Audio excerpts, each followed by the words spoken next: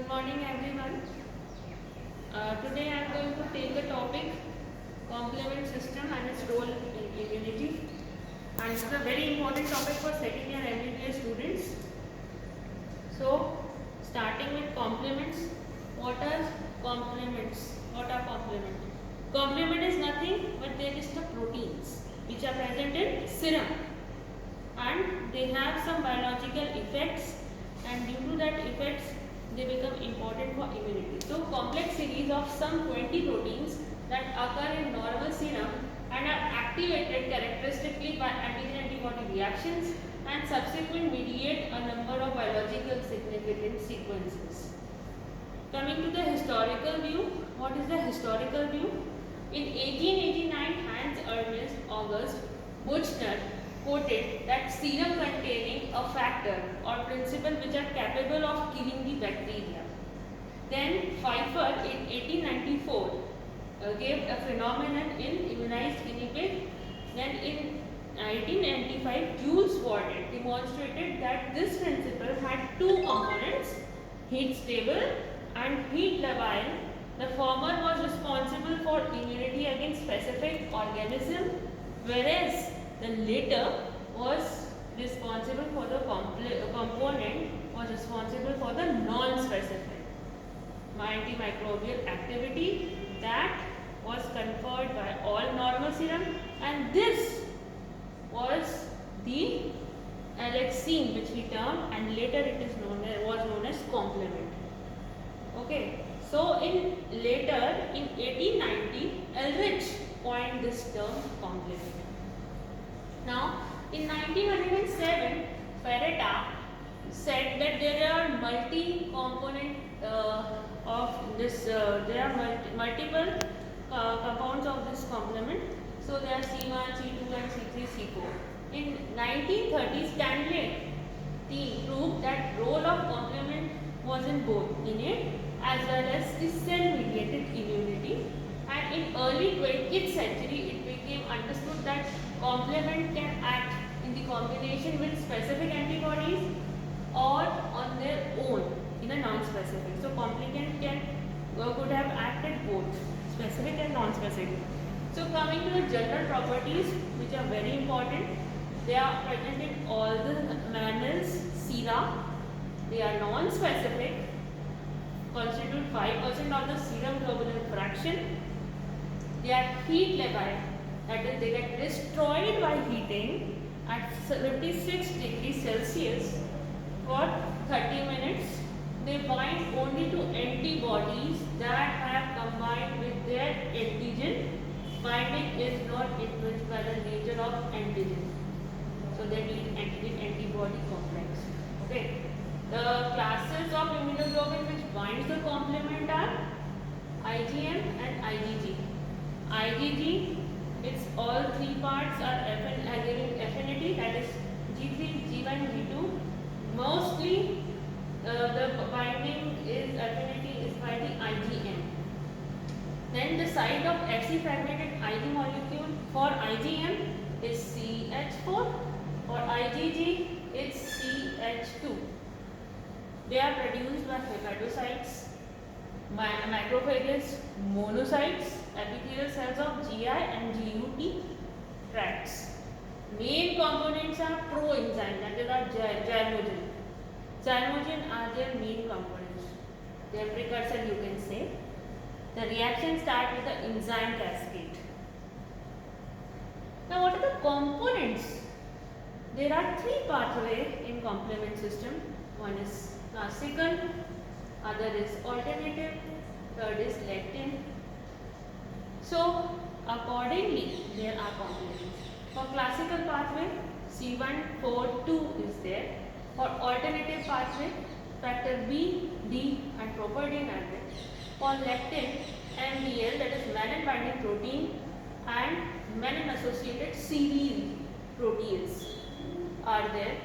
For common, C3 is to be taken. In common, C3 has a role, and MAC, that is the membrane attack complex, is formed by C5, C6, C7, C8 and C9. So these are the components of the complement system. You have to really get into your mind that there are 4 steps in every pathway. First is initiation of the pathway. Second is to form C3 convertase. Third step is to form C5 convertase. Fourth step is to form MAC. Main responsible for the biological effects is the MAC, the membrane attack complex, which is formed by C5, C6, C7, C8, C9. So what are the functions? Functions are lysis, opsonization, activation of inflammatory responses, clearance of the immune complexes. These are the functions. Going into the details of their functions, first is the cell lysis. How does the cell lysis occurs? Cell lysis occurs due to MAC, the membrane attacking complex, that lyses the cell of bacteria, parasite, viruses, and also it has seen the alternative and lectin pathway has a role in innate immune defense mechanism. Okay. The second thing is inflammatory response. How does inflammatory responses act? They act by C5a, C3a, C4a. They act as anaphylactoxins. So what do they do is, they simply increase the membrane permeability and increase the extravasation and increase the smooth muscle contraction, chemoattractions. That leads to inflammatory responses, how they increase the response by mediating the mediators like histamines. Now opsonization. We have already learned what is opsonization in first year. That is making the bacteria tasty for phagocytes is opsonization. Now, how it does it? There is C3b, which is a major opsonant. That, and also C4b has some activity. That C3b gets bind with the bacteria, and there is a receptor on the phagocyte of the complement for C3b, which is CR1. That gets attached. So this bacteria coated by C3b gets attached to CR1 present on the phagocyte, and then phagocytosis occur rapidly. So this is opsonization. This is how the complement system is helping in opsonization. Now, viral neutralization is the fourth point. How it does it? It prevents the attachment to the cell. Virus is prevented to get attached on the host cell. So, the deposition of antibody and complement on the viral particle neutralizes the viral infectivity by blocking the attachment on the susceptible host and facilitates binding of the virus particle to cell possessing FCR of CR1. So mainly it blocks the activity, so it neutralizes the virus. Fifth point is clearance of immune response. How it is done? For clearing anything, we need RE system, that is spleen, liver. So complex has been formed. Complement C3b gets attached with that complex. That erythrocyte is the C to go in the RA system. So erythrocyte has the receptor for the complement, that is CR1 again. That complex with the complement gets attached to that receptor and goes, the erythrocyte then goes to the RA system where it gets phagocytosed and moves out. So there is clearance. Now, we will first, there are three pathways: classical, lectin and alternative pathway. So taking the first pathway, that is the classical pathway. Please focus on the classical pathway, please. In the classical, you can In classical pathway, we need antigen and antibody. That antigen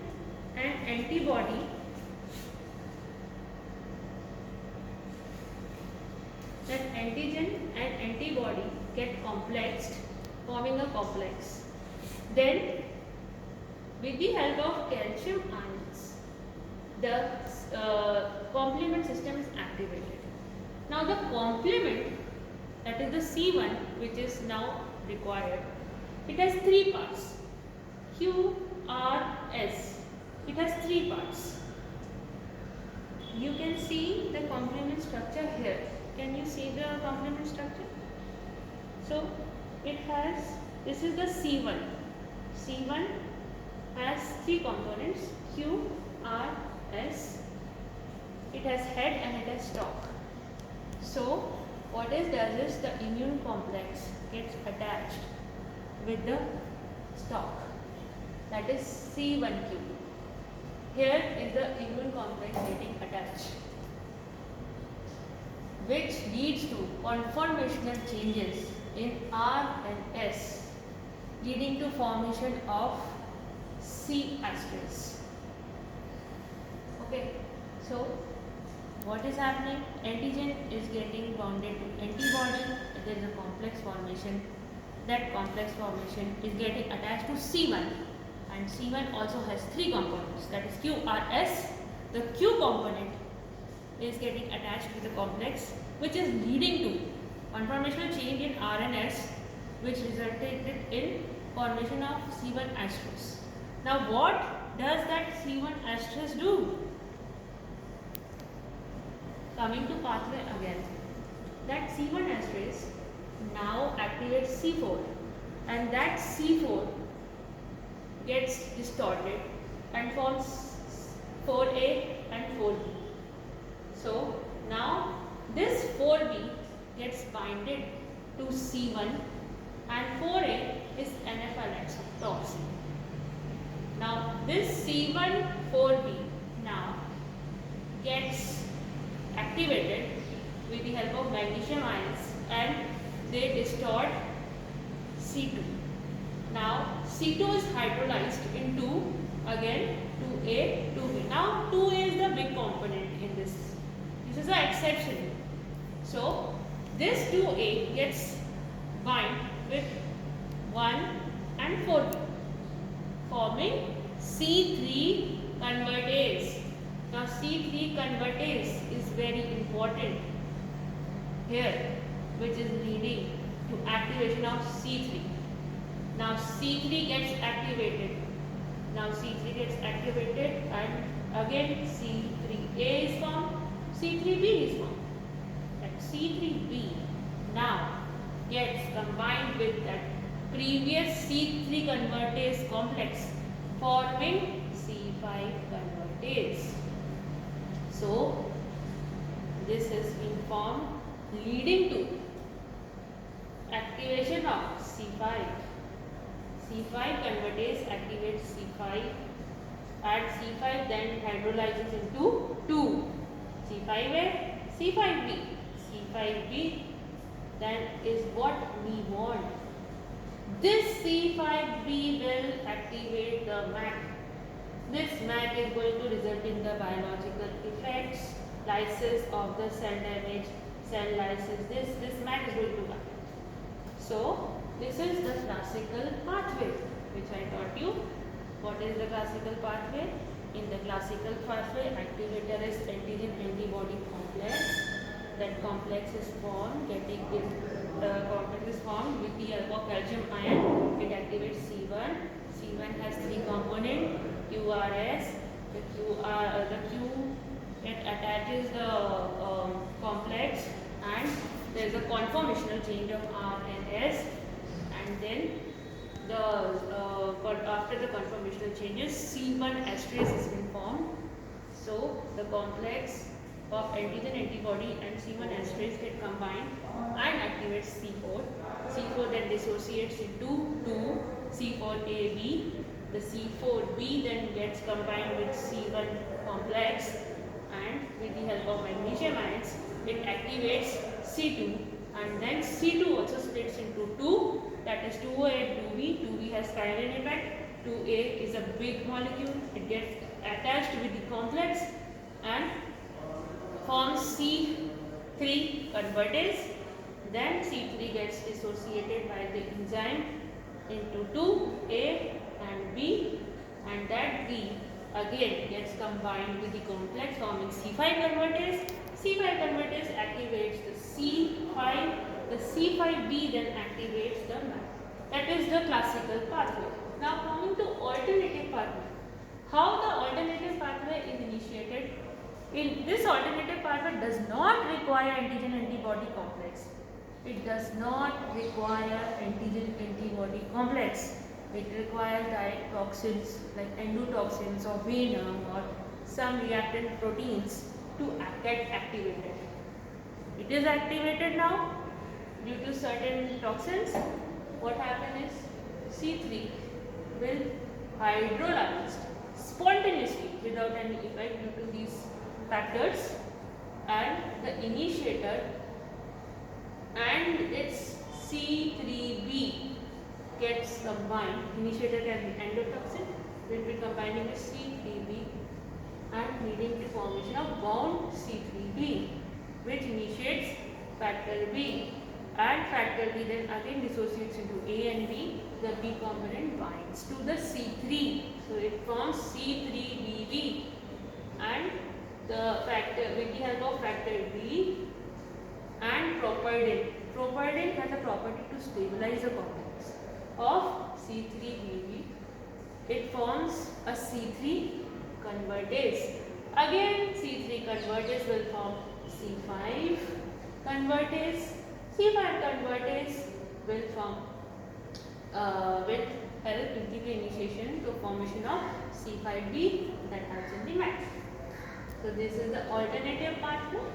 Now lecithin pathway. Lecithin pathway. Lecithin are the proteins. They are the acute reactant proteins. They are present in our body, but they increase when there is some infection of bacteria, and that they are activated only by the bacteria only. So how they are activated? There are some mannose residues on microbial surface present. That is how they get activated. When they get activated, host has MBL, that is mannose binding lactin, that forms a complex, and that complex initiate dissociation of C4.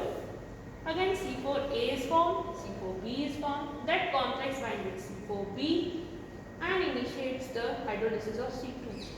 C2 then forms again 2. Remember, C2 is an exception. A is going to bind there. So complex will with C4B will add 2A to it and leading to formation of C3 convertase. So by that C3 again gets dissociated and there is a complex binded with C3B forming the C5 convertase, leading to release of C5B, which is required in MAC. Now what is MAC? This MAC is a very common pathway. So how it is formed and initiated, let us now study that.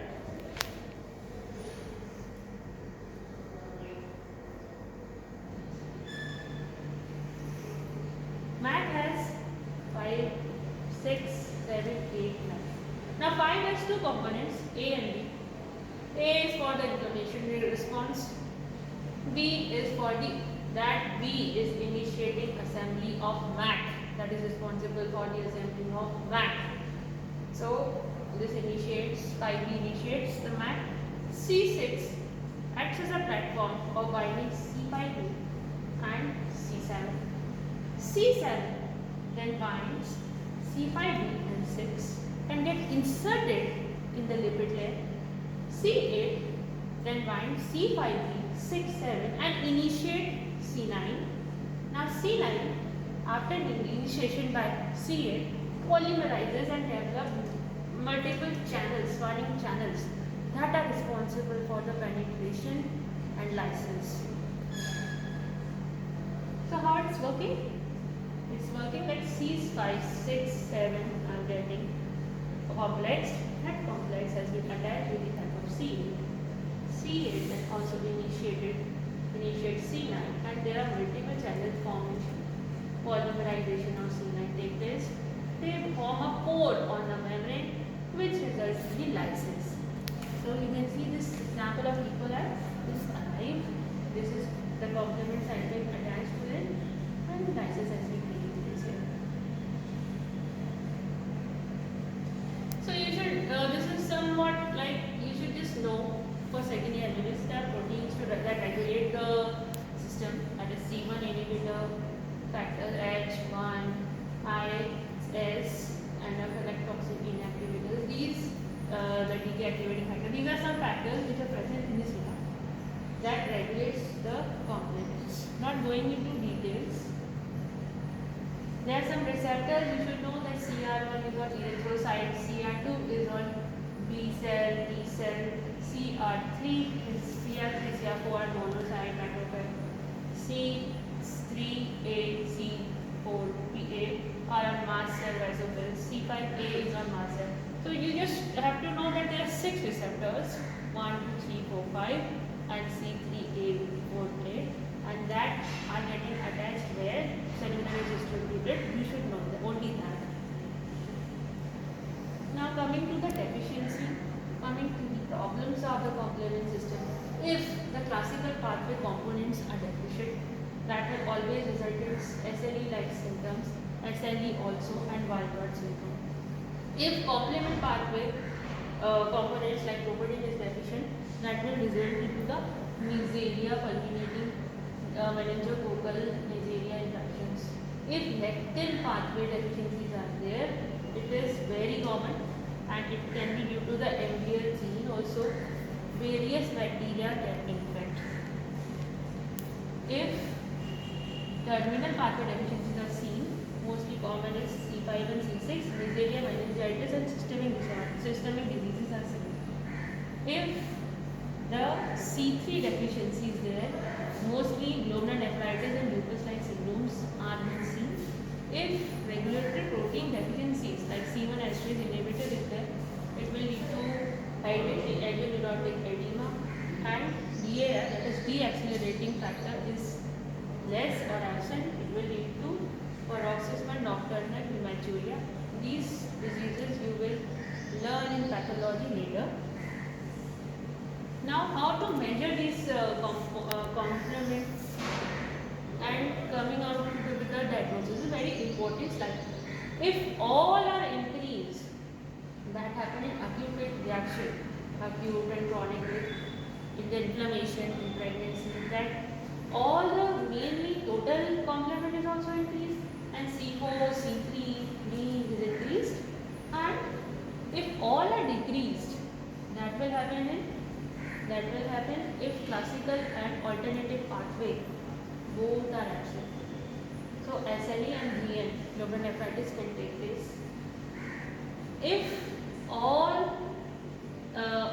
B is normal, then classical pathway is absent. If absent, then B is normal. Then complement total will be less, 4 and 3 will be less. That will be seen in serum sickness, SLE, RA, systemic vasculitis. If C3, total C and B are less, that is seen in the bacteriaria, pancreatitis, and glomerulonephritis. That is seen when the alternative pathway is deficient. It is obvious that in classical pathway there is no role of B, it will be normal. In alternative pathway there is no role of C4, so it's going to be normal. So it goes like this. And if all the factors are normal and only complement deficient, then the sample is being taken in this handling. In the sample mishandling, the sample taken is wrong. So coming to the summary, this is a mnemonic how you can learn in which complement, component is there in the pathway. So class number 142 is for the classical. 142 is the C1, C4, C2 are involved. Lecture number 42 is for the lectin. Lecture is for the lectin pathway needs 4 and 2 complement. Now classical, Dev biology, physics. Classical is again the alternative pathway. This is called the alternative pathway. Dev is factor D, B is factor B, Properding is P. So this is how you can learn this complement. This complement system, you can get a long note, you can get a short note, you can be asked in grand viva. It's very important for you guys. Thank you.